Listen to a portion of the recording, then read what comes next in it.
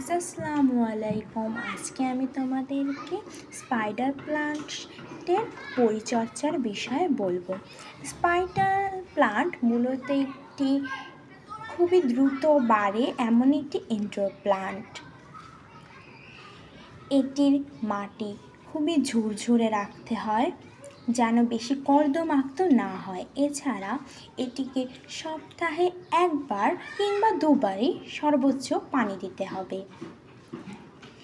এছাড়া স্পাইডার প্লান্টের এখানে যে ফুল ধরেছে এখান থেকে কিছু বীজ হয়, যা আমরা মাটিতে লাগালে এরকম সুন্দর একটি গাছ পাবো এবং এখান থেকে আমাদের এরকম পচাযুক্ত পাতা ফেলে দিতে হবে, তাহলে আমাদের গাছটি আরও স্বাস্থ্যবান হবে। এছাড়াও এটি কম সূর্যের আলোতে বেড়ে ওঠে। এজন্য সবাই এটিকে খুবই পছন্দ করে একটি ইনডোর প্লান্ট হিসেবে। এতে তুমি বছরে একবার তরল সার, জৈব সার, গোবর সার দিতে পারো। আমি এখানে ডিমের খোসা গুঁড়ো করে ইউজ করেছি, এছাড়া কলার খোসার ভেজানো পানি ইউজ করেছি এবং গোবর সার ইউজ করেছি।